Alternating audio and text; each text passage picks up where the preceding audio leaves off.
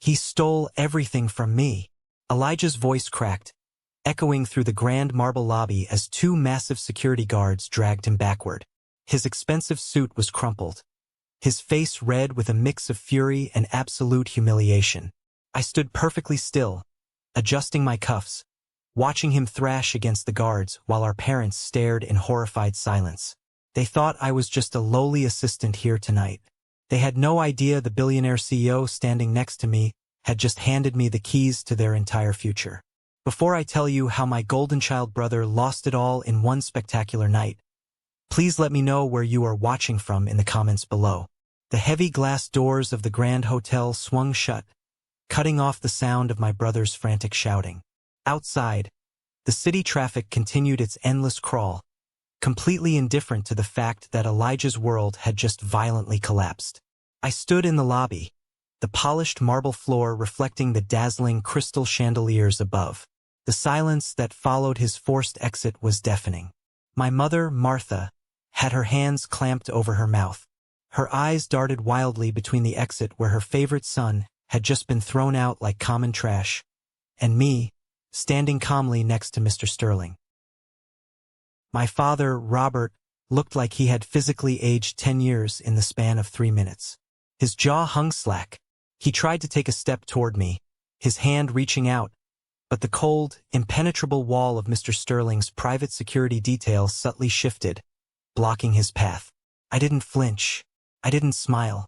I just looked at the two people who had spent my entire life making me feel completely invisible. Mr. Sterling, a man whose net worth could buy and sell our entire hometown, turned to me. He adjusted his impeccably tailored jacket and spoke in that quiet, commanding tone that moved markets. "Are we finished here, Mason?" I looked at my parents one last time. I saw the desperate confusion in their eyes. They were trying to reconcile the boy they had discarded with the man standing before them. "Yes, sir," I replied, my voice steady. "We are completely finished." As we walked toward the private elevator, leaving my parents stranded in the lobby of a world they would never belong to, my mind didn't dwell on the victory. It didn't revel in the humiliation I had just handed back to them. Instead, it pulled me backward. It pulled me back through the years of grinding hustle, the sleepless nights, and the bitter betrayals. They asked themselves tonight how I could be so utterly ruthless. They looked at me like I was a stranger who had suddenly invaded their lives just to tear down their golden boy. But they forgot. People like my parents always forget the damage they do. They sweep it under the rug and call it family loyalty. To understand why I didn't lift a single finger to stop those guards from dragging my brother out, you have to go back 7 years. You have to go back to the night that broke me, and ultimately the night that built me. You have to go back to the day I turned 18. I wasn't always this hardened. When I was younger, I actually believed in the concept of family. I believed that if I just kept my head down, did the right thing, and caused no trouble, eventually, it would be my turn. I was wrong. In our household, there was no turn for anyone except Elijah. Elijah was 3 years older than me, and he consumed all the oxygen in any room he walked into. He was the star athlete who never practiced, the charming talker who never meant a word he said, and the absolute center of my parents' universe. But charm only gets you so far in the real world. By the time he hit his early 20s, the cracks were not just showing. They were splitting the foundation of our house. He dropped out of college after 2 semesters, claiming the professors were intimidated by his natural brilliance. My parents nodded along, emptying a portion of their savings to cover his broken lease. He bounced from job to job, always fired due to jealous managers or toxic work environments. And every time he crashed, my parents were right there with a safety net woven out of their finances and my neglect.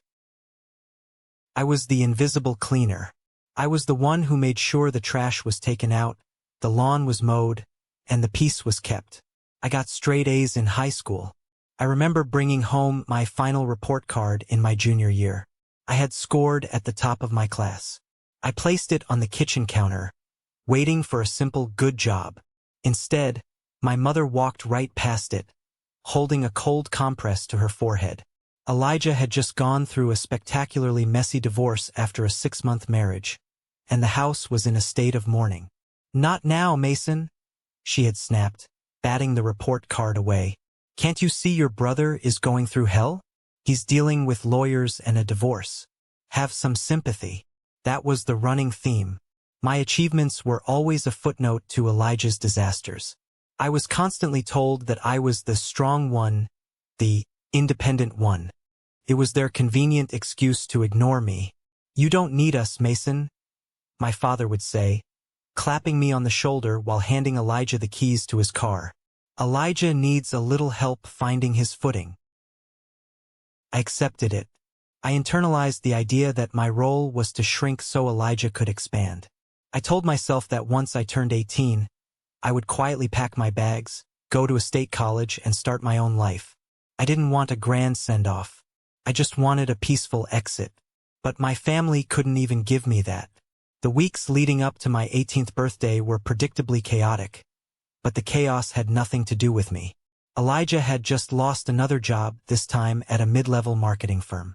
He spent his days sulking on the living room sofa, watching daytime television and complaining about how unfair the world was to him. The atmosphere in the house was thick with my parents' anxiety. They tiptoed around him like he was a live explosive. When my mother finally remembered my birthday was approaching, she cornered me in the kitchen while I was doing the dishes. "Mason, honey," she started, using that soft, placating tone she reserved for when she was about to ask me to sacrifice something. "You're turning 18 next Friday. We should do a little family dinner. Just us." I nodded, genuinely relieved. "That sounds perfect, Mom. Just a quiet dinner. I don't need anything big." I should have known better. 2 days later, Aunt Clara descended upon our house. Aunt Clara was my mother's older sister, a woman who treated family dynamics like a competitive sport. She had a sharp nose for vulnerability and loved nothing more than orchestrating drama while pretending to be helpful. She found my mother in the dining room and immediately went to work. I was sitting in the adjacent hallway, reading a book for AP History, when I heard her voice drifting through the open doorway. "Martha, you cannot be serious," Aunt Clara was saying, her voice dripping with artificial concern. "A quiet dinner? What will people think? It looks like you're hiding." "Hiding what, Clara?" my mother asked defensively. "Elijah's situation, of course. The neighbors are talking. Everyone knows he got fired again. If you just have a sad little dinner for Mason, it looks like the family is in mourning. You need to throw a party. A big one. Show everyone that the family is doing just fine.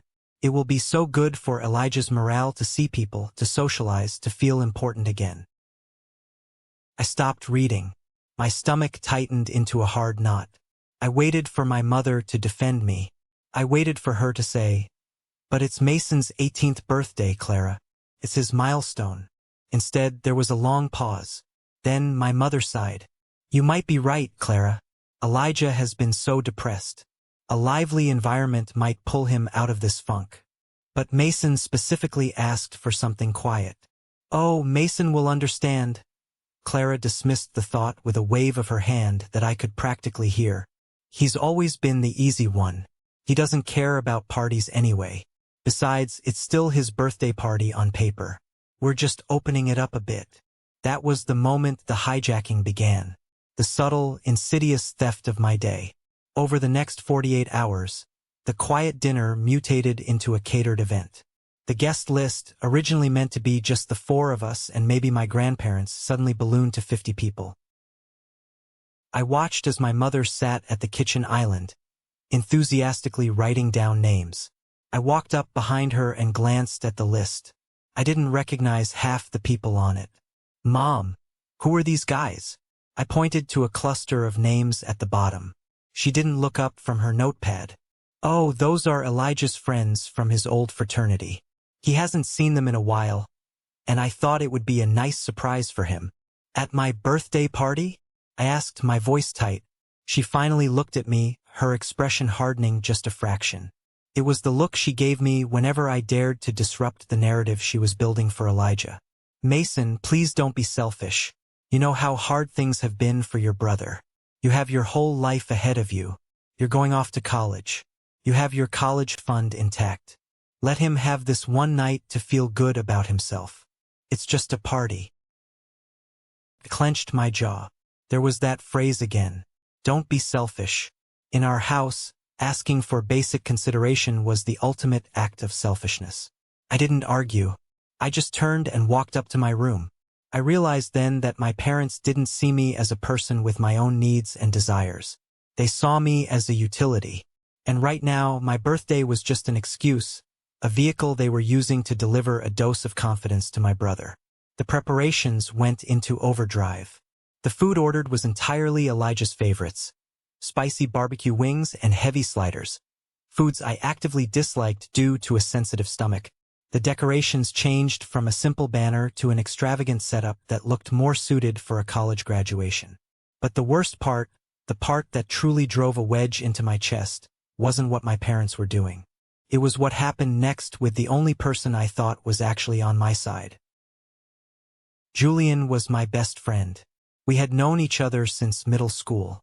He was the guy I studied with, the guy I played video games with, and the guy I vented to when my house felt too suffocating. Julian knew exactly how my parents treated me. He knew all about the Elijah show. When I told him how my birthday had been hijacked, he had shaken his head in disgust. "Man, that is messed up," Julian had said as we sat on the hood of his beat-up Honda in the school parking lot. "Just survive the night, bro. We'll go get burgers on Saturday. Just the two of us. Real birthday style." That promise was my anchor.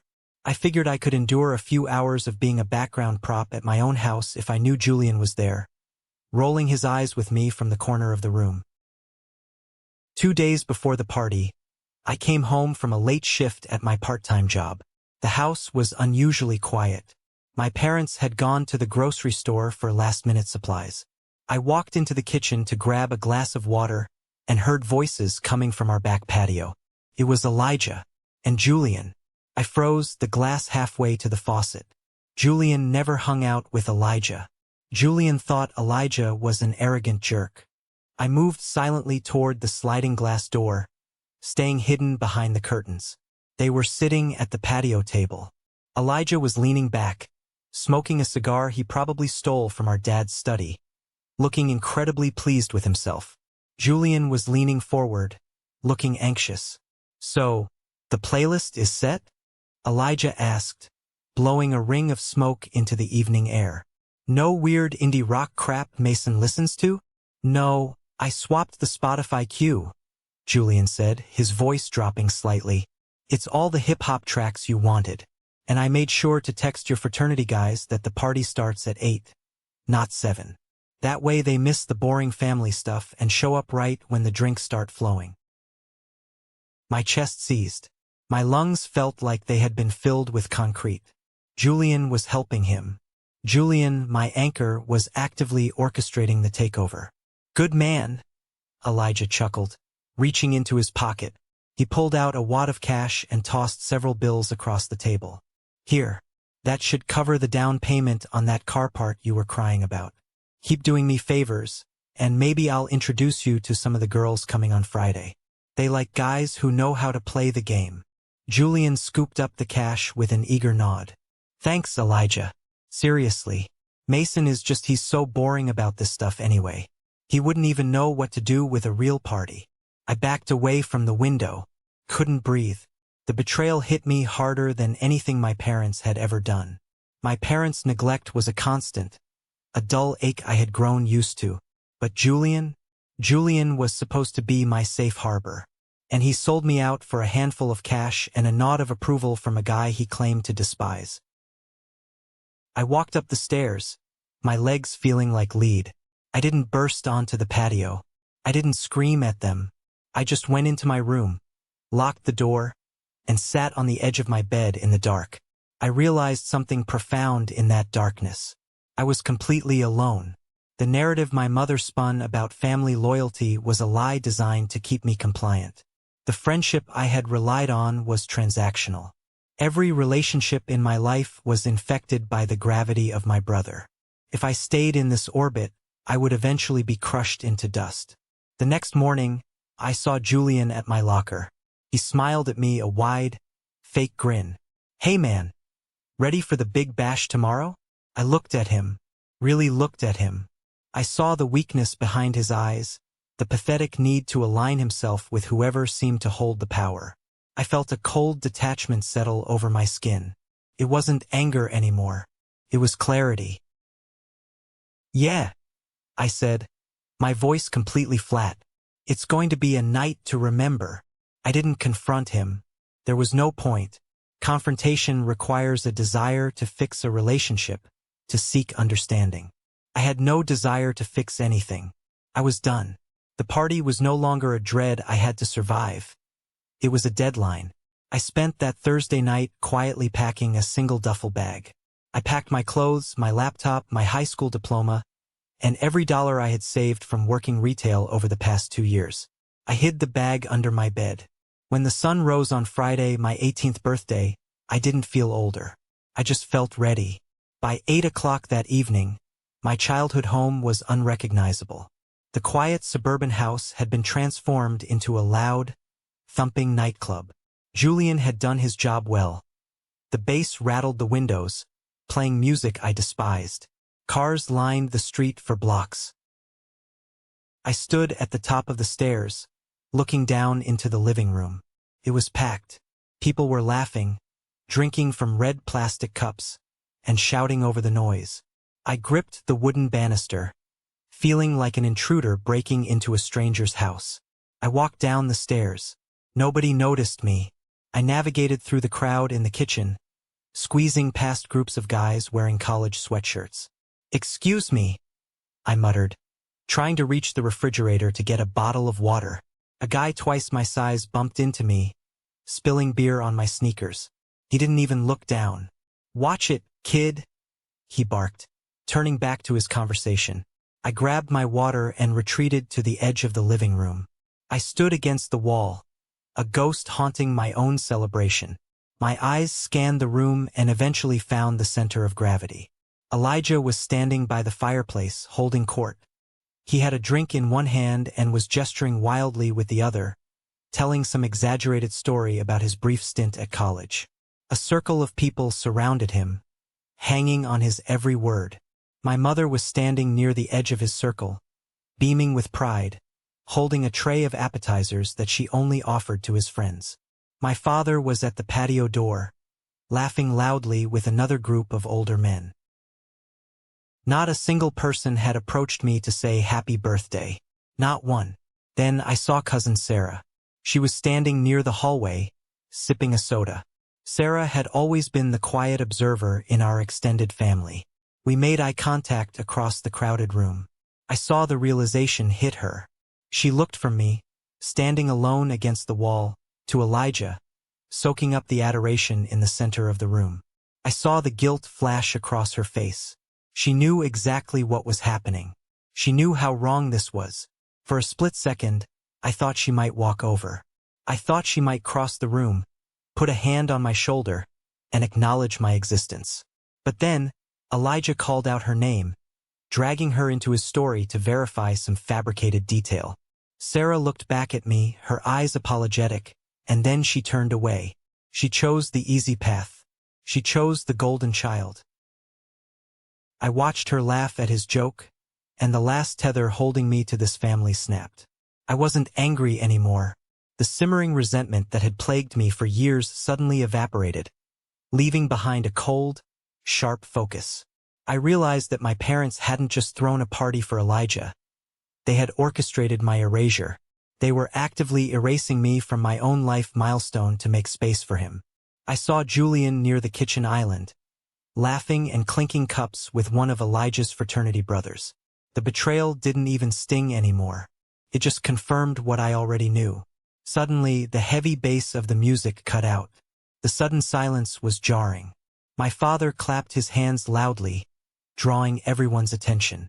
"All right, everybody, gather round," Robert shouted, his face flushed with alcohol and excitement. "It's time for the cake." The crowd cheered, parting slightly to make a pathway from the kitchen. My heart beat a slow, steady rhythm in my chest. This was it, the grand finale of the charade. I stayed pressed against the wall. I didn't step forward. I didn't try to claim my space. I just watched. My mother walked out of the kitchen, her face glowing under the dining room lights. She was carrying a massive sheet cake. The candles blazed, casting flickering shadows across the room. She walked slowly, carefully, a wide smile plastered on her face. She didn't walk toward me. She walked straight to the center of the room. She walked straight to Elijah. The crowd closed in around them. I could barely see the cake through the sea of shoulders, but I didn't need to. I knew exactly what was happening. "All right, let's sing," my father bellowed. The off-key chorus of 50 people began to echo through my house. "Happy birthday to you, happy birthday to you." I stood perfectly still, my breathing shallow. I waited for the crucial line. I waited to see how far they were willing to go. "Happy birthday, dear," my mother's voice rang out above the rest, clear and joyful. "Elijah and Mason," she said his name first. "On my 18th birthday." As the song finished and the crowd cheered, I saw a gap in the people. I saw the cake. Written in thick, bold blue icing across the center were the words, "Happy 18th again, Elijah," and squished into the bottom right corner, almost falling off the edge in a tiny, hurried script, was "and Mason." "Blow out the candles, boys," my father cheered. Elijah leaned over the cake, laughing. He didn't even look around to find me. He took a deep breath and blew out the candles in one dramatic gust. The room erupted in applause and whistles. My mother looked up, her eyes finally scanning the room. She found me leaning against the wall. For a fraction of a second, her smile faltered. Maybe she saw the absolute deadness in my eyes. Maybe the reality of what she had done finally pierced her delusion. But instead of apologizing, instead of calling me forward, she gave me a small, tight smile and mouthed, "Let's celebrate both. It's special for everyone." I didn't nod. I didn't smile back. I pushed myself off the wall. The crowd was already breaking apart, turning their attention back to the alcohol and the music starting up again. No one noticed me moving. I was exactly what they wanted me to be, invisible. I walked quietly down the hallway to the hall closet. I opened it, bypassing my father's heavy coats, and pulled out my dark denim jacket. I slipped it on. The fabric felt like armor. I walked past the kitchen. I could hear Elijah loudly demanding the first slice of cake. I walked past the living room, where Julian was aggressively trying to flirt with a girl clearly out of his league. I reached the front door. I placed my hand on the brass knob. I paused for one single heartbeat. I thought about the 18 years I had spent in this house. The quiet obedience. The desperate hope that one day doing the right thing would be enough. I realized that keeping the peace meant fighting a war against myself. And I was done losing. I turned the knob. The heavy door opened, letting in the cool night air. I stepped out onto the porch. Behind me, the muffled thumping of the bass continued. No one called my name. No one rushed out to stop me. I pulled the door shut behind me. Click. That sound, the solid metallic click of the deadbolt sliding into place, was the loudest thing I heard all night. It was the sound of a chapter ending permanently. I walked down the driveway, passing the rows of parked cars belonging to strangers. I didn't look back at the house. I kept my eyes on the streetlights reflecting off the dark asphalt. I walked to the end of the block, retrieved the duffel bag I had hidden behind some bushes earlier that afternoon, and kept walking. I didn't know exactly where I was going. I just knew I was never going back. The first night, I slept on a bench at a 24-hour bus terminal. It was uncomfortable, cold, and smelled like stale coffee and exhaust. But as I lay there, using my duffel bag as a pillow, I felt a strange sensation expanding in my chest. It took me a few hours to recognize it. It was oxygen. For the first time in my life, I could breathe without the suffocating weight of my family's expectations crushing my lungs. I spent the next 2 days figuring out logistics. I bought a cheap burner phone with my saved cash. I found a seedy motel on the outskirts of the city that rented rooms by the week with no credit check. I started applying for every entry-level manual labor job I could find online at the local library. It wasn't glamorous. It was terrifying. I was eating cheap instant noodles and counting every penny. But every dollar I spent was mine. Every decision I made was mine. On the third day, my original cell phone, the one still tied to my parents' family plan, started buzzing wildly on the cheap motel nightstand. I sat on the edge of the lumpy mattress and stared at the screen. It was my mother. She had called 6 times in the last hour. I watched it ring, the vibration shaking a half-empty water bottle. I finally picked it up and hit accept. I didn't say anything. I just held it to my ear. Mason. Her voice was shrill, completely devoid of maternal worry. It was the voice of a woman whose carefully constructed image had been inconvenienced. Where on earth are you? Are you done with this little tantrum? I remained silent. You embarrassed us, Mason, she continued, her tone escalating into anger. Do you have any idea how it looked when people asked where the birthday boy was, and you had just vanished? You ruined the end of the party. I heard my father's voice booming in the background. Tell him if he doesn't get his ungrateful self back here by dinner, he can forget about his college fund. A dry, humorless chuckle escaped my throat. The college fund. The one they had already bled dry to pay for Elijah's mistakes. They were threatening me with an empty weapon. Did you hear your father? She snapped. Elijah is very upset. He feels terrible that you overreacted like this. Keep the party, Mom, I said. My voice was raspy, completely devoid of emotion. It didn't sound like the quiet, obedient son she knew. It sounded like a stranger. Keep the party. Keep the house. Keep him. Mason, what are you talking about? Come home right now and... I pulled the phone away from my ear, ended the call, and popped the back cover off. I pulled out the SIM card, snapped the small piece of plastic in half between my fingers, and dropped it into the motel trash can. The silence in the room was absolute. I lay back on the bed and stared at the water-stained ceiling. The storm had passed. I was entirely alone in the wreckage, but for the first time I was the one holding the hammer. The next 3 years were a brutal, unforgiving grind. When you cut ties with your entire support system at 18, the world doesn't applaud your bravery. It immediately tries to crush you. I didn't go to a state college. I couldn't afford to play games with student loans and debt. I needed capital, and I needed it fast. I started working 2 jobs. By day, I was a runner for a mid-sized corporate law firm downtown. I delivered documents, fetched coffee, and listened. I listened to how the attorneys spoke, how they negotiated, and how they weaponized information. By night, I worked at a high-end restaurant, cleaning tables and watching the city's elite throw around money like it was confetti. I lived in a studio apartment the size of a closet, sleeping 4 hours a night. I had no friends. I didn't date. Every ounce of my energy was poured into observing, learning, and saving. I taught myself financial modeling on a cheap, second-hand laptop using free online courses. I learned how to read market trends, how to identify undervalued assets, and most importantly, how to remain completely invisible while doing it.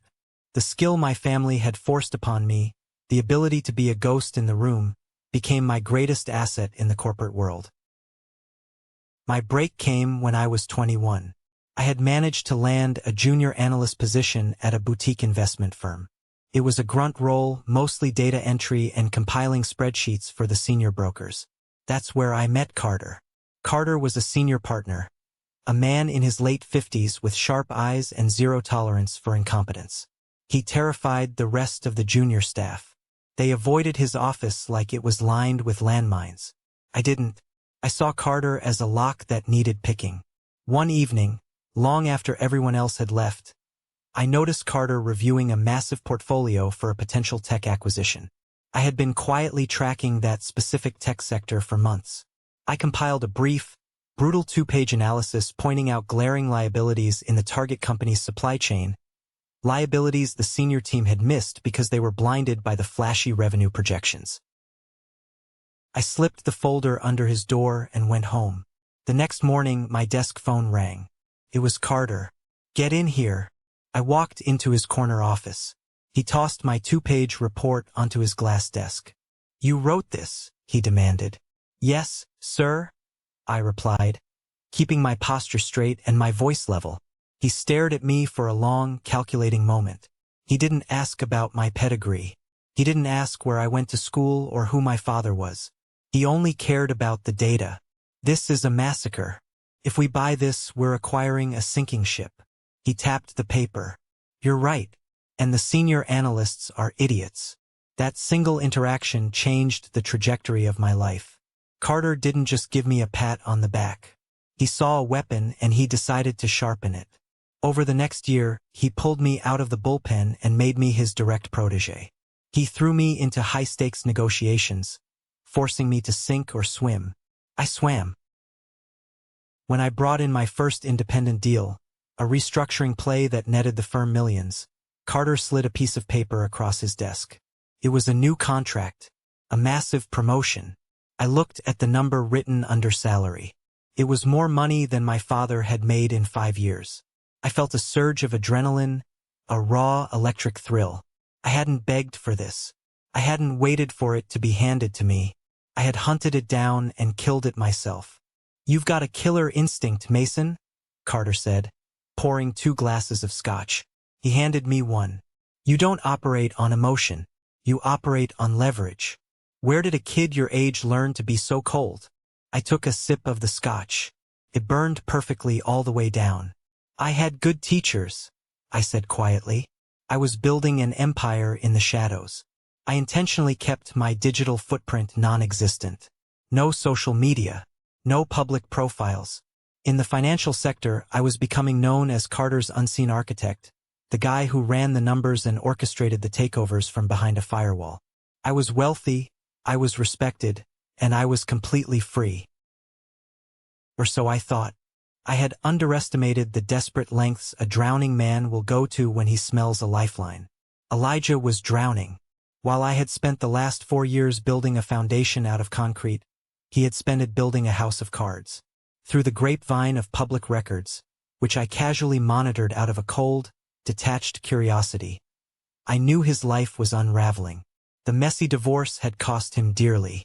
He was jumping between failed entrepreneurial ventures, bleeding our parents' retirement accounts dry. And then he found me. I still don't know exactly how he tracked me down. Maybe a stray piece of mail forwarded to an old address, or maybe he hired a cheap private investigator. It didn't matter. What mattered was that Elijah discovered I wasn't rotting in a ditch somewhere. He discovered I was working at a prestigious investment firm in the city. He didn't know my title. He didn't know my net worth. To him, I was still just Mason, the little brother who was supposed to be beneath him. He probably assumed I was answering phones or sorting mail. But in Elijah's mind, proximity to wealth meant I had access to it, and he felt entitled to whatever I had. He didn't try to contact me directly. He knew I wouldn't answer. Instead, he did what he always did. He manipulated someone weaker to do his dirty work. Enter Dylan. Dylan was a mid-level associate at my firm. He was a classic nepotism hire, loud, arrogant, and dangerously incompetent. He wore suits that were too tight, reeked of expensive cologne, and deeply resented the fact that I, a younger guy with no Ivy League background, was Carter's right hand. Dylan was desperate for a win to secure his own promotion. One Tuesday afternoon, my internal security software pinged an alert. Someone had tried to access a restricted folder on the firm's shared server using my credentials. The folder contained highly sensitive forecasts for an upcoming corporate buyout. If those numbers leaked, it would violate federal regulations, instantly destroy the deal, and end my career in handcuffs. I didn't panic. I traced the IP address. Came from Dylan's workstation. I didn't report him to HR. That was too simple. I needed to know why he was targeting me. I waited until Dylan left for lunch, slipped into his office, and bypassed his ridiculously simple computer password. I opened his personal email. There it was. An email thread with an unfamiliar address, but the writing style was unmistakably arrogant. It was Elijah. The emails made my blood run cold. Elijah had somehow connected with Dylan, likely haunting the expensive bars near our office, and figured out Dylan hated me. Elijah was playing a masterful game of manipulation. He told Dylan a sob story about how I had abandoned the family and stolen money from our parents. My parents are desperate to get him home, Elijah wrote in one email. He's unstable. If he loses this job, he'll have to come back and face the music. Get me something that shows he's screwing up, and I'll make sure my dad's golfing buddies throw their portfolios your way. It was a blatant lie. My father didn't have wealthy golfing buddies. But Dylan was greedy and stupid enough to believe it. Elijah wasn't trying to bring me home out of love. He was trying to destroy my livelihood so I would be as broken and dependent as he was. If I was dragged back to the bottom, his failures wouldn't look so bad. I sat at Dylan's desk, staring at the screen. The old Mason, the 18-year-old kid, would have felt a crushing wave of depression. He would have felt victimized. The new Mason felt nothing but a dark, predatory calm. I didn't delete the emails. I didn't confront Dylan. I backed out of his computer, went back to my office, and began to build a trap. If Dylan wanted confidential data to leak and pin on me, I was going to give it to him. Over the next week, I carefully constructed a shadow server. I filled it with highly technical, incredibly convincing, but completely fabricated financial projections regarding a dummy corporation. I made the data look like the holy grail of insider trading. Then, I intentionally left a backdoor open in my own firewall. A breadcrumb trail so obvious that even an idiot like Dylan could follow it. I watched the server logs in real time on a Friday night. At 8:45 p.m., Dylan took the bait. I watched his IP address download the fabricated files. I imagined him sitting in his office, sweating, thinking he had just secured the evidence to ruin my career and secure his promotion. He immediately forwarded the files to an external competitor's Dropbox, an illegal move designed to frame me for corporate espionage. What Dylan didn't know was that Carter and I had already flagged that external Dropbox with the firm's cybersecurity team. The moment Dylan hit send, the system locked his workstation, flagged his employee ID, and sent a direct alert to the firm's legal counsel. On Monday morning, Dylan didn't make it past the lobby. Security escorted him into a private conference room with our lawyers. He was terminated immediately, facing potential federal charges for attempting to steal corporate secrets. He tried to blame me, screaming that I set him up, but the digital trail he left, the one I designed, proved he acted alone maliciously. As security marched Dylan out of the building, he saw me standing by the elevators. He glared at me, his face pale with panic. I just offered him a slow, cold nod. Dylan was neutralized, but he was just the pawn. The real target was the man pulling the strings. Elijah thought he could reach into my world and break my legs from a distance. He thought I was still the quiet kid leaning against the wall at the party. He was about to find out that the kid he threw away had built an empire, and I was about to invite him to the execution. Gemini to NOI Fan 52MUC1. 852. The night of the annual Sterling Foundation Gala was the kind of event that shut down 3 city blocks. Black SUVs lined the streets.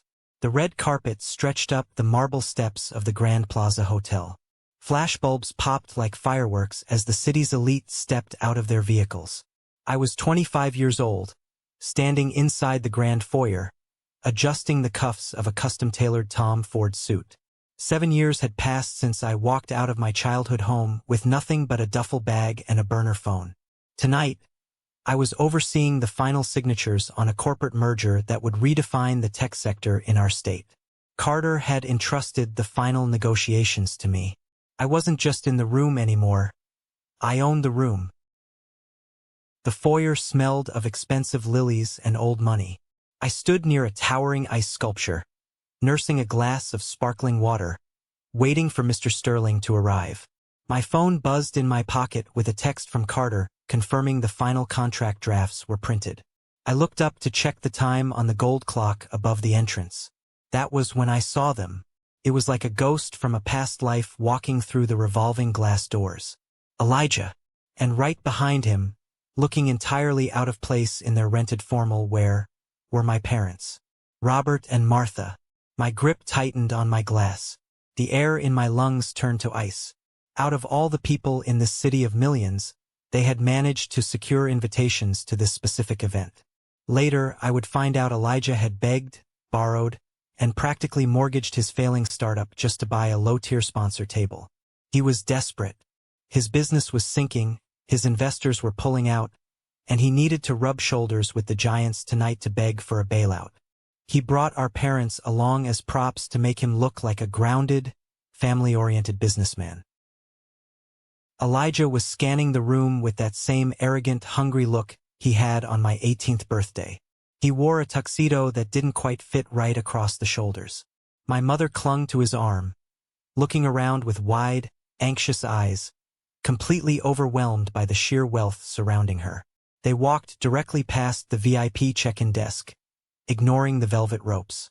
Elijah was gesturing broadly, telling my father some fabricated story about how he knew half the board of directors. I stayed perfectly still, half hidden by the floral arrangements. I watched them navigate the room. I felt no fear. I felt no sadness. I just felt a cold, clinical curiosity. I wanted to see how the world treated them when they didn't have me to clean up their messes.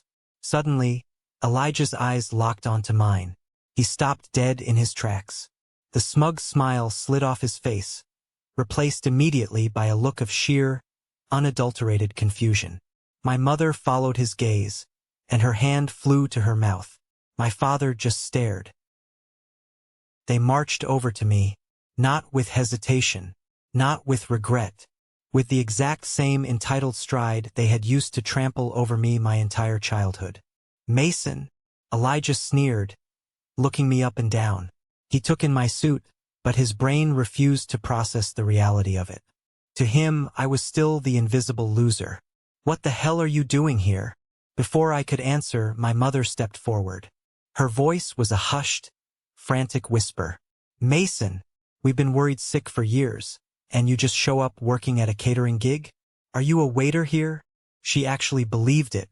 In her mind, the only way I could be standing in a room this opulent was if I was serving the food. Elijah barked out a laugh. "Of course he is. Look at him standing by the drinks. Listen, Mason, since you're working, go fetch me a scotch. Neat. And make it quick. I have important people to meet tonight." I looked at my brother. I looked at the dark circles under his eyes, the subtle tremor in his hands. He was terrified of going bankrupt, and he was projecting his panic onto me. "I'm not getting you a drink, Elijah," I said. My voice was low, smooth, and completely devoid of the intimidation he expected. My father's face turned red. "Don't you take that tone with your brother," he hissed, stepping closer. "He is trying to save our family's investments. He's here on business. You will show him some respect, or I'll have a word with your catering manager." "You don't want to speak to my manager, Robert?" I replied, using his first name. I saw him flinch. Just then, Chloe, the head of PR for the Sterling Foundation, marched over. She had an earpiece in and held a glowing tablet. She was a woman who didn't tolerate fools. She looked at Elijah, then down at her tablet. "Excuse me," Chloe said, her tone sharp enough to cut glass. "You are blocking the main thoroughfare for our platinum-level guests." "Name?" "Elijah," he said, puffing out his chest. "I'm a silver sponsor. I'm here to see Mr. Sterling." Chloe swiped a finger across her screen. She didn't even look up. "Silver sponsors are seated in the overflow ballroom on the second floor. You are not on the VIP reception list. Please clear the area." Elijah's face flushed purple. "Do you know who I am?" "I'm a CEO." "You're a fire hazard at the moment," Chloe replied dryly. She turned to me, her entire demeanor softening into deep professional respect. "Mason, Mr. Sterling's convoy is pulling up right now. He asked that you meet him at the doors." My parents froze. The air in the circle seemed to vanish. Elijah's mouth opened, but no sound came out. He looked from Chloe's respectful posture to my calm, indifferent face.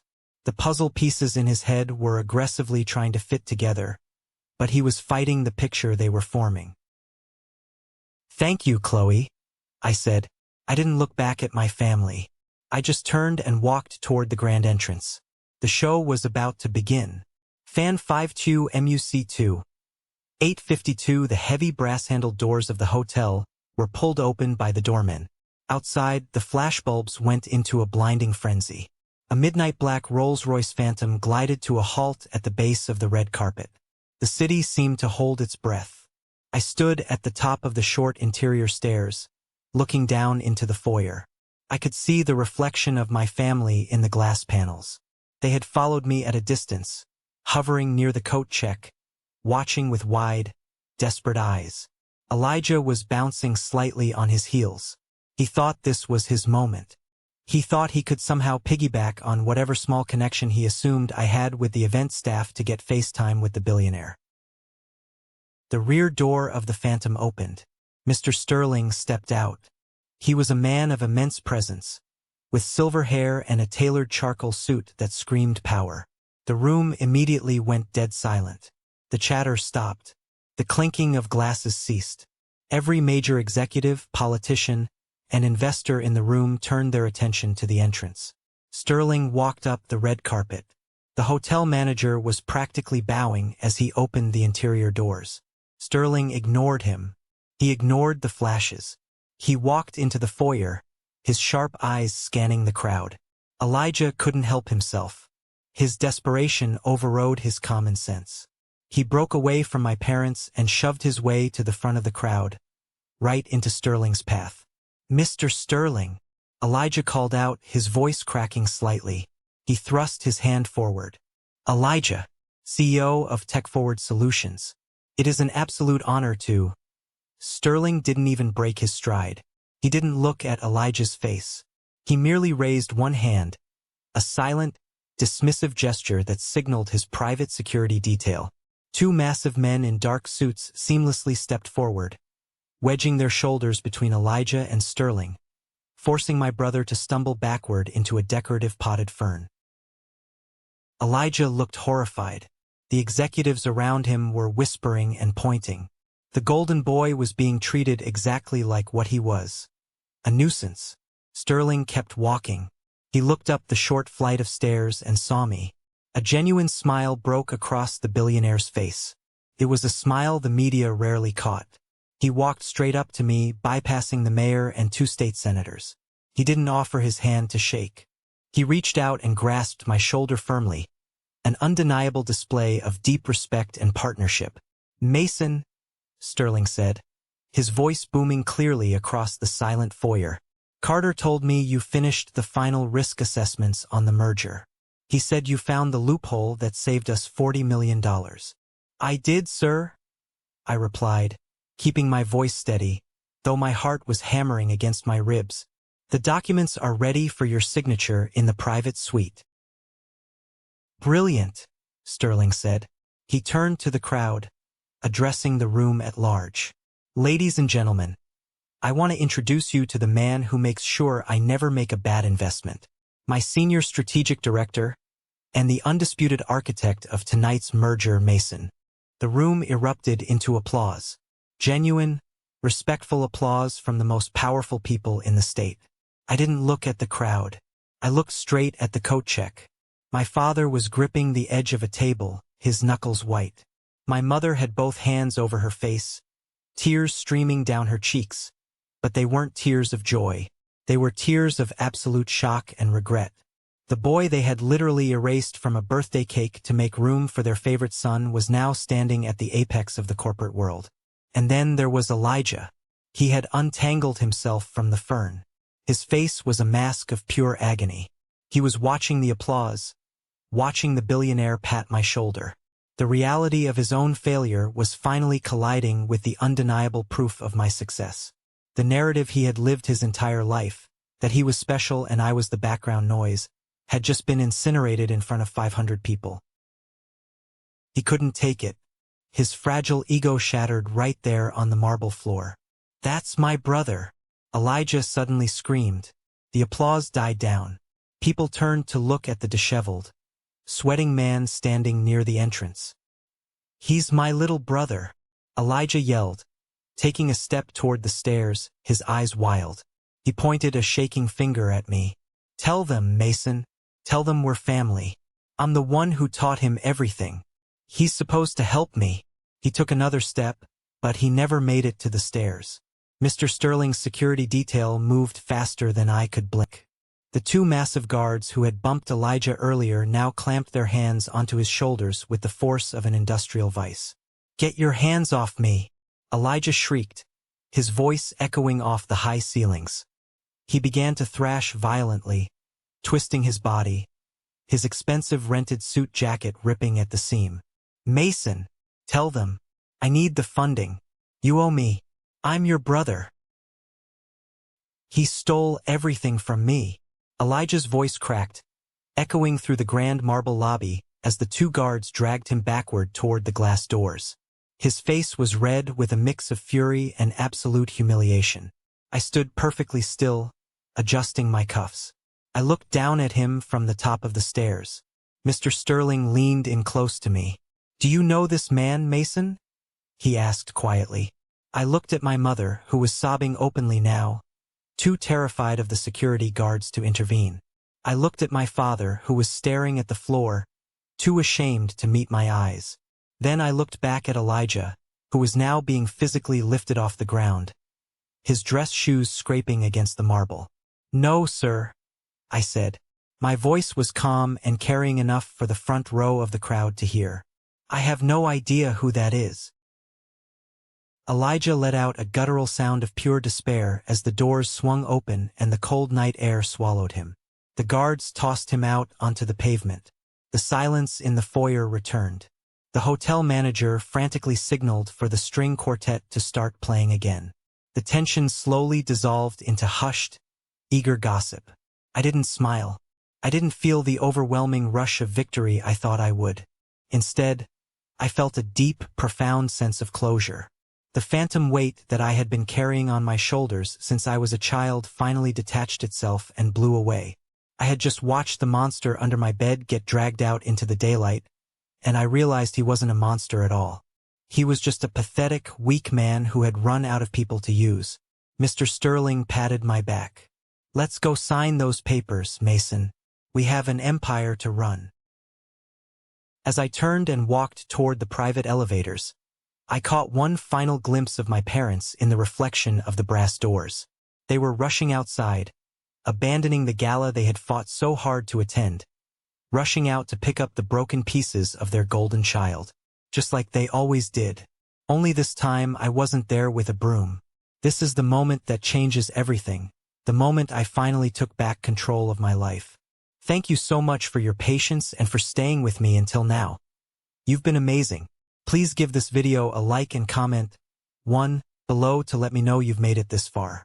Not only does this help more people find this story, but it also lets me know that my experiences truly mean something to someone. Your support is my greatest motivation to keep sharing the rest of this journey. Fan 62 MUC1 852. The morning after the gala, the city felt different. The air felt cleaner. I arrived at my office at 7 a.m., poured myself a black coffee, and stood by the floor-to-ceiling windows looking out over the skyline. My phone had been ringing off the hook since midnight. Unknown numbers, blocked caller IDs, voicemails completely filling up my inbox. I didn't need to listen to them to know who it was. The desperation had a distinct frequency. At 9:30 a.m., my intercom buzzed. It was my executive assistant, Sarah. Not my cousin, but a sharp-witted professional who guarded my door like a fortress. "Mr. Mason," she said, her tone laced with apprehension. "There is a woman in the lobby. She's causing a bit of a scene. She claims she's your mother. Security is asking if they should escort her off the premises." I closed my eyes, taking a slow, deep breath. I knew this was coming. A narcissist's playbook only has so many pages. When intimidation fails, they pivot to victimhood. "Send her up to conference room B," I instructed. "Do not let her near my office. Have a security guard stand outside the door." 5 minutes later, I walked into the conference room. It was stark, minimalist, and intimidating. My mother was pacing frantically. She looked terrible. Her makeup from last night was smeared. Her clothes looked slept in, and the polished, superior aura she always carried was completely shattered. When I walked in, she stopped. She stared at me, her eyes darting over my expensive suit, my confident posture, the heavy mahogany table between us. She was looking for the scared, compliant 18-year-old boy. He wasn't there. "Mason," she gasped, rushing forward. She reached out to grab my hands, but I smoothly took a step back and gestured to a chair. "Sit down, Martha," I said, my voice deliberately flat. She flinched at the use of her first name. "Mason, please, don't be like this. We are family. Blood is thicker than water." "Blood is just biology," I replied, taking the seat opposite her. "What do you want?" The tears started flowing. "It's Elijah. He's ruined, Mason. That display last night. The investors he was trying to woo, they all saw it. His company is going into default. The bank is foreclosing on his house. He owes hundreds of thousands of dollars." She leaned across the table, her hands clasped in a praying motion. "We spent our entire retirement fund trying to keep his business afloat. Our inheritance from your grandfather, the money we saved. It's all gone. We have nothing left. But you have so much." I stared at her. The sheer audacity was almost impressive. "You came to my place of business, after ignoring my existence for 7 years, to ask me to pay off Elijah's debts? He's your brother," she cried out. "He made mistakes, yes, but he's family. You can't just sit in this glass tower and watch him drown. You have the power to fix this. One check from you, one good word to Mr. Sterling, and you could save his life." I leaned forward, resting my elbows on the table.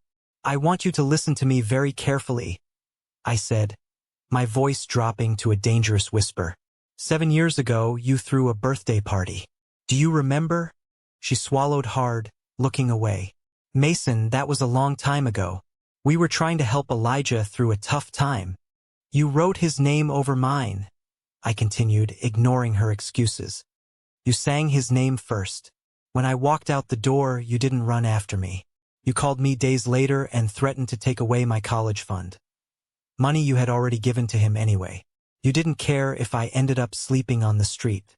You only cared that I made a scene and embarrassed you. I was a bad mother," she wailed, trying to force a confession to gain sympathy. "I admit it. I made mistakes.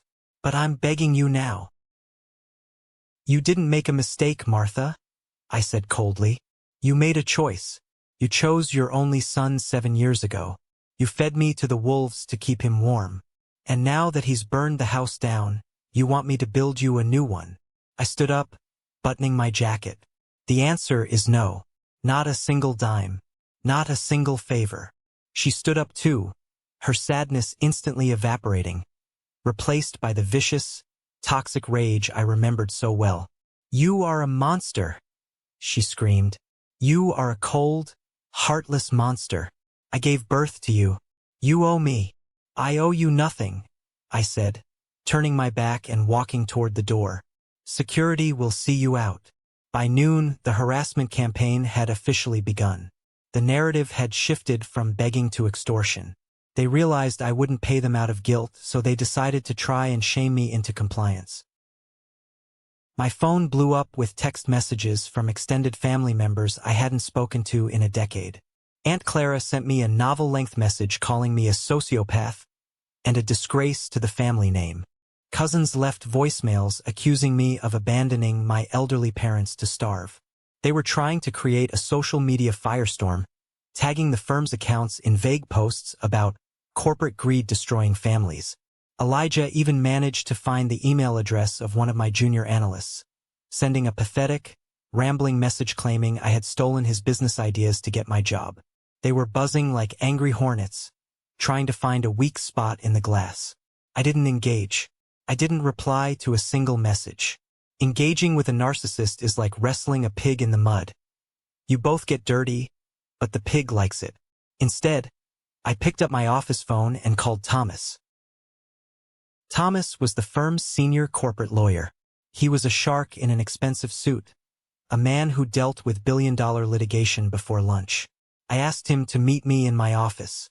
When Thomas walked in, I handed him a printed stack of the emails, texts, and social media screenshots. Family drama? Thomas asked, skimming the top page. Extortion, I corrected him. They are attempting to defame my character and disrupt my professional environment in order to secure financial leverage. I want it stopped. Today. Thomas smiled, a slow, predatory grin. I love a clean cut. What do you want to do? Draft a cease and desist, I instructed. Make it legally terrifying. Cite defamation, harassment, and tortious interference with business relationships. State clearly that if they contact me, my employer, my colleagues, or any of my associates again, we will file a civil suit that will tie up whatever pathetic assets they have left in litigation for the next 20 years. Consider it done, Thomas said. I'll have it sent via certified mail and hand-delivered by a process server to your parents' house and your brother's apartment by 5 p.m. Thank you, Thomas. That afternoon, I received a notification on my personal phone. It was a direct message on LinkedIn. The sender was Julian, my former best friend. The guy who sold out my 18th birthday party for a wad of cash and a pat on the head from Elijah. I opened the message. Hey Mason, man. It's been a crazy long time. I saw the news about the Sterling merger. Dude, I always knew you were going to do huge things. Listen, things have been really rough lately. The job market is brutal. I was wondering if maybe we could grab a coffee? Maybe catch up? I'd love to see if there are any openings on your team. We used to be a great team, right? Miss you, bro. I stared at the screen. The sheer lack of self-awareness was staggering. He wasn't apologizing. He was just trying to attach himself to the biggest ship he could find, exactly like he did with Elijah. He hadn't changed at all. He just changed targets. I didn't feel angry. I just felt a profound sense of pity for him. I moved my thumb over his profile, clicked the 3 dots in the corner, and hit block. I deleted the message. It was a small, satisfying click. At 5:15 p.m., Thomas sent me a quick email. Packages delivered. Signatures secured. The Hornets have been smoked. I walked out of my office that evening feeling lighter than air. The legal wall was up. The moat was filled. My phone was silent for the first time in 24 hours. As I walked down the street toward my favorite steakhouse, I realized that establishing a boundary isn't a cruel act. It's an act of self-preservation. When you lock the door on toxic people, you aren't punishing them. You are simply refusing to be their collateral damage anymore. The storm was finally over. Now it was time to watch the aftermath. The wheels of karma grind slowly, but they grind exceptionally fine. Over the next 6 months, I didn't have to lift a finger to watch Elijah's life completely unravel. The information just naturally trickled down through the city's financial grapevine and public records. The cease and desist order had terrified my parents into absolute silence. They knew my lawyers would destroy them. Left without their favorite punching bag to blame for their misery, they had to turn inward. And it was brutal. Elijah's company went into Chapter 7 bankruptcy. He had spent years faking it, throwing lavish parties on company credit, leasing sports cars he couldn't afford, and alienating anyone with actual talent. The market simply corrected him. The bank repossessed his downtown loft. His leased car was towed away in the middle of the night. With nowhere else to go, a 32-year-old Elijah had to pack his remaining clothes into garbage bags and move back into my parents' house. The house of cards collapsed, and it landed directly on Robert and Martha. Without me there to absorb the tension, the perfect family illusion shattered into a million sharp pieces. According to the gossip that occasionally reached me through extended relatives who were too scared to message me directly but loved to talk, the house became a war zone. My parents had drained their life savings, their retirement, and their emergency funds to keep Elijah afloat. Now the money was gone. The golden child was broke, jobless, and furious that the world hadn't handed him a crown. He blamed my parents for not supporting him enough. He blamed them for not being richer. The screaming matches could be heard down the street. The neighbors, who used to be impressed by Martha's carefully curated image of suburban perfection, were now calling the police with noise complaints. My mother started working a part-time retail job at 60 years old just to pay the utility bills. My father started drinking heavily, spending his evenings yelling at the television. Elijah refused to get a regular job, claiming it was beneath his status as a former CEO. He sat on their sofa, drinking my father's cheap beer, complaining about how unfair life was. They were trapped in a prison entirely of their own making. They had sacrificed their quiet, hard-working son to feed the ego of a parasite. And now the parasite had consumed the host. I would occasionally see their names pop up on public lien registries. I didn't feel a shred of guilt. I didn't feel the need to ride in on a white horse and save them. You cannot save people who are committed to their own destruction. Watching their downfall wasn't about vengeance. It was just a reaffirmation of the laws of physics. Actions have consequences. Gravity always wins. I was sitting in a cafe on a crisp Tuesday morning, reviewing a quarterly report, when I heard a hesitant voice. "Mason." I looked up. Standing near my table, holding a paper coffee cup, was Sarah, my cousin, the girl who had made eye contact with me across the crowded living room on my 18th birthday and chose to look away. She looked nervous. She was dressed in medical scrubs, looking exhausted but genuine. "Sarah," I said, putting my pen down. I didn't smile, but I didn't scowl either. I remained neutral. I know you probably don't want to see anyone from the family," she said quickly, her words tumbling out. "I just saw you sitting here, and I couldn't walk past without saying something." I gestured to the empty chair across from me. "Sit." She sat down carefully, clutching her coffee cup like a lifeline. She didn't launch into a sob story. She didn't ask for money. She just looked me straight in the eyes. "I want to apologize," Sarah said. Her voice shook, but she didn't look away. "For your 18th birthday party. I saw what they were doing. I saw you standing against the wall, completely alone. I knew it was wrong. I knew Julian was an idiot, and Elijah was stealing your day. And I didn't do anything." I watched her face. This was the first piece of genuine honesty I had heard from anyone in my bloodline in over a decade. "Why didn't you?" I asked quietly. A tear slipped down her cheek. "Because I was a coward. Elijah was popular, and your parents were so intimidating. I was scared that if I stood up for you, they would turn their anger on me. I wanted to protect myself. But I've lived with the guilt of watching you walk out that door for 7 years. I just needed to tell you that I'm sorry. You didn't deserve that." I sat back in my chair. The tight knot in my chest, a knot I didn't even realize was still there, loosened just a fraction. An apology doesn't erase the past, but it does validate the pain. "Thank you, Sarah," I said sincerely. "I appreciate you saying that." She nodded, wiping her face. She stood up. "I'm so proud of what you've done, Mason. Truly. I won't bother you again." I watched her walk out of the cafe. I didn't invite her back into my life. Some bridges, once burned, are better left as ashes. But as I took a sip of my coffee, I realized that holding on to the anger was no longer serving me. The wound had finally closed. The city skyline sparkled like a sea of diamonds through the floor-to-ceiling windows of my penthouse apartment. It was a Friday night, precisely 1 year after the gala that changed everything.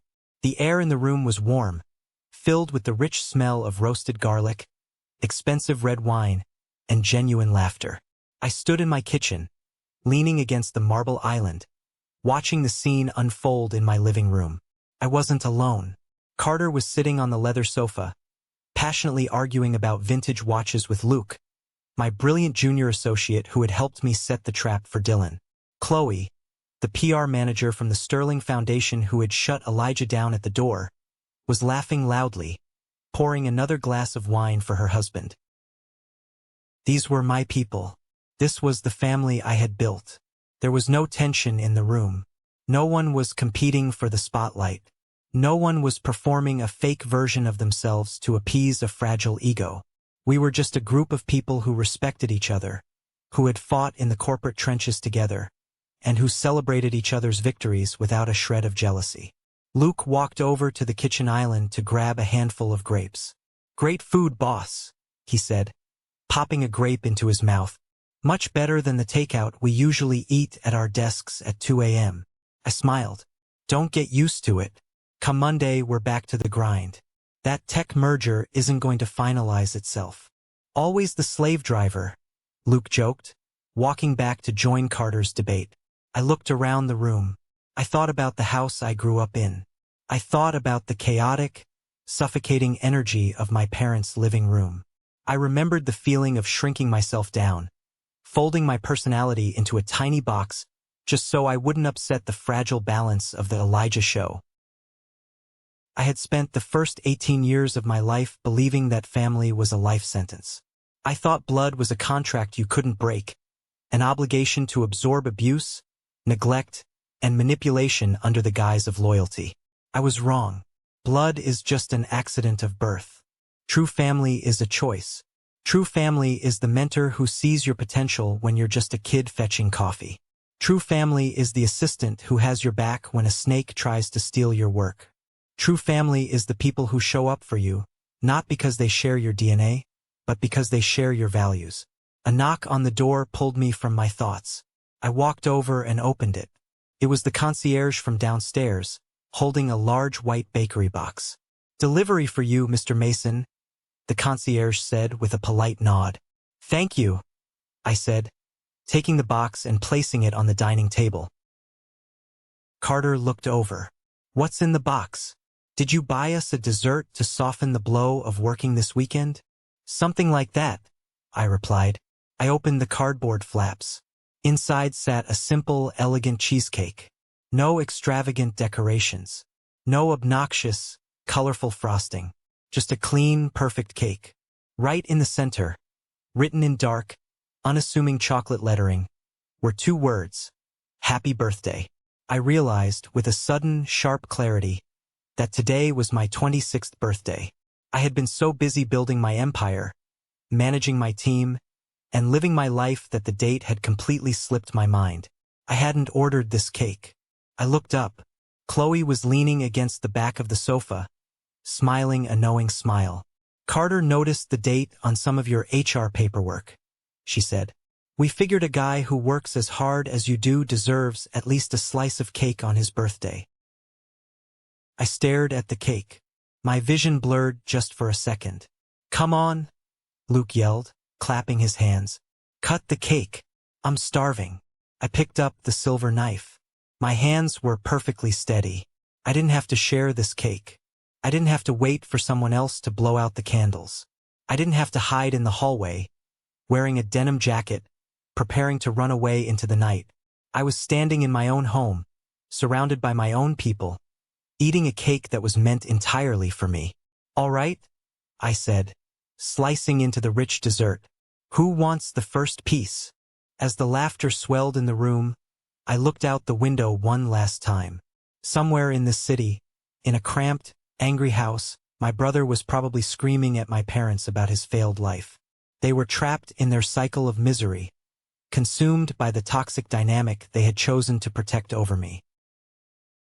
But I was free. I was miles above the ground, breathing clean air. The shadow they had cast over me was gone forever. I took my slice of cake and walked out onto the balcony. The night air was cool, the city humming below me like a giant, mechanical heart. I leaned against the glass railing, looking down at the tiny, moving headlights of the cars on the avenue. I thought about the 18-year-old kid walking down that dark suburban street with a duffel bag. If I could go back in time, I wouldn't tell him that he was going to be a millionaire. I wouldn't tell him about the penthouse, the custom suits, or the respect of billionaires. I would just tell him that he was right to leave.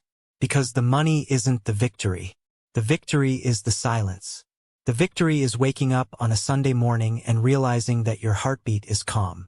The victory is knowing that no one is going to manipulate you today, no one is going to demand you sacrifice your happiness for their comfort, and no one is going to erase your name. People will tell you that you must forgive family. They will tell you that holding on to a grudge is like drinking poison. But what they don't understand is that walking away isn't about holding a grudge. It's about putting down the poison they keep forcing you to drink. Forgiveness doesn't mean granting access. You can forgive someone from a distance while keeping the door locked.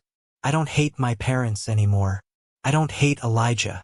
I just feel a cold, absolute indifference toward them. So, to anyone listening to this who is sitting in their room right now, listening to the screaming downstairs, to anyone who is being told that they are selfish for wanting basic respect, to anyone who is constantly being pushed aside to make room for a golden child, you are not crazy, you are not selfish, and you do not have to stay. There is a whole world out here waiting for you. It's tough and it's unforgiving, but it is fair. Out here, you get what you earn. Out here, your name belongs to you. Don't wait for them to throw you a party. Pack your bag, walk out the door, and build your own empire in the quiet. Thank you for sticking around and listening to my story. I know it's a heavy one, but I hope this resonated with you in some way. Have you ever found yourself in a similar situation? Have you ever had to walk away from people who were supposed to love you just to save yourself? Let me know down in the comments. I read as many as I can.